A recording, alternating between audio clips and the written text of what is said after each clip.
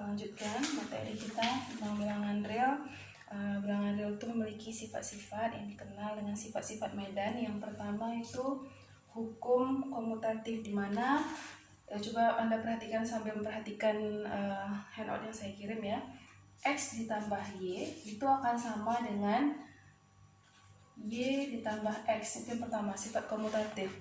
Jadi sembarang bilangan real kita misalkan dengan X atau Y, dua bilangan X dan Y, karena bilangan real itu cukup banyak ya, kita umumkan dengan X tambah Y, maka akan sama dengan Y ditambah X. Begitu pula untuk perkalian, X kali Y sama dengan Y kali X. Nah, contoh misalnya 2 ditambah 3 itu sama dengan 3 ditambah 2. 2 dikali 3 itu sama dengan 3 dikali 2. Ini kita contohkan dalam bilangan. Nah, sifat yang kedua yaitu sifat asosiatif, di mana X ditambah Y ditambah Z sama dengan kita menambahkan X ditambah Y ditambah Z. Nah, ini.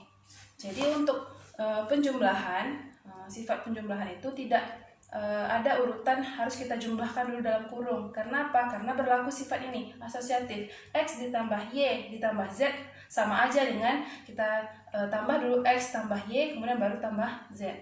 Kemudian untuk yang perkaliannya, X dikali Y kali Z itu sama aja dengan X kali Y kali Z. Contohkan dalam bilangan misalnya 2 ditambah 3 tambah 5, misalnya sama aja dengan 2 ditambah 3 ditambah 5. Nah, begitu juga untuk perkalian. 2 dikali 3 ditambah kali 5, maksud saya. Ini ya kalinya. Kemudian sama dengan 2 kali 3 kali 5. Itu akan sama. Silahkan Anda coba hitung ya, akan sama nilainya. Itu sifat asosiatif. Kemudian yang ketiga itu namanya hukum distribusi, yaitu X dikali Y ditambah Z sama dengan X. Nah, X dikali Y ditambah X dikali Z. Nah, oke, kita buat ya contohnya ke dalam bilangan. Misalnya 2 dikali 3 ditambah 5 sama dengan kita kalikan 2 dikali 3 ditambah 3 dikali 5. Seperti itu. Itu untuk hukum distribusi. Jadi kalau kita ketemu suatu kasus seperti ini, X dikali Y tambah Z, maka kita bisa mengalihkan X dikali Y, kemudian kita tambah X dikali Z. Nah, ini contoh dalam bilangan.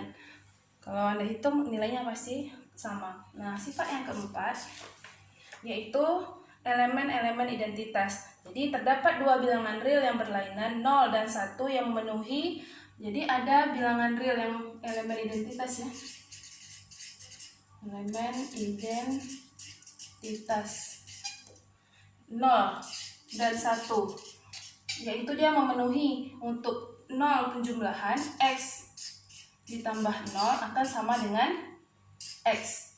Jadi apapun bilangan real, kalau ditambahkan dengan elemen identitas 0 ini, maka dia akan sama dengan bilangan real itu sendiri. Contoh, sebutkan saja berapa. Misalnya 2 ditambah 0 sama dengan 2. Itu sifat identitas dari bilangan real. Untuk perkalian, dia akan memenuhi 1 dikali X dikali 1, maksud saya akan sama dengan X. Ini untuk sifat perkalian. Jadi berapapun bilangan real, akar 2 misalnya dikali 1, ya hasilnya adalah bilangan real itu sendiri. Misalnya 2 dikali 1 sama dengan 2. Ini elemen identitas yang dimaksud. Jadi berapapun bilangan real Anda sebutkan, kalau dikali dengan 1 maka dia adalah bilangan real itu sendiri. Kalau 2 dikali 1, 2. Kalau 2 ditambah 0 maka hasilnya 2. Nah, itu yang salah satu sifat yang unik juga dari bilangan real. Sifat yang kelima yaitu sifat inverse. Nah, jadi untuk penjumlahan atau penambahan bilangan real X Ya, tadi ya bilangan real X untuk penjumlahan mempunyai inverse. Misalnya bilangan realnya X, maka untuk inverse dari penjumlahannya adalah negatif X. Ini balikan atau inverse dari bilangan real X. Sedangkan untuk perkalian, yaitu X inverse, kita baca X inverse. Jadi kalau kita punya sembarang bilangan real X, maka untuk penjumlahan kita punya inverse-nya, yaitu negatif dari X itu sendiri. Atau perkaliannya, maka kita punya inverse dari X, bilangan real X itu adalah X inverse. Nah, sehingga ini sifat ini memenuhi, kita tulis ya, memenuhi X ditambah inverse-nya sama dengan 0 ya. X ditambah inverse dari bilangan X, yaitu negatif X, sama dengan 0. Untuk perkalian, X dikali dari inverse X itu akan sama dengan 1. Ini berlaku untuk semua X ya. Silahkan Anda sebutkan berapapun bilangan realnya, maka akan berlaku sifat ini. Contoh, misalnya kita buat dalam bilangan 2 itu kalau ditambah dengan balikannya, yaitu negatif 2, akan sama dengan 0. Kalau 2 dikali balikan dari 2 itu, yaitu 2 inverse, maka akan sama dengan 1. Nah, coba yang lain, 3 misalnya ditambah dengan balikannya, yaitu negatif 3, maka akan sama juga dengan 0. Nah, itu sifat-sifat dari bilangan real ya, yang terakhir. Nah, selanjutnya, coba Anda baca di bawahnya. Pengurangan dan pembagian didefinisikan dengan, nah untuk pengurangan, misalnya X kita kurang dengan Y, itu akan sama dengan X kita tambah dengan inverse dari Y. Nah, ini berlaku seperti ini. Nah, untuk pembagian, X dibagi Y itu sama dengan kalau kita membagi X dibagi Y.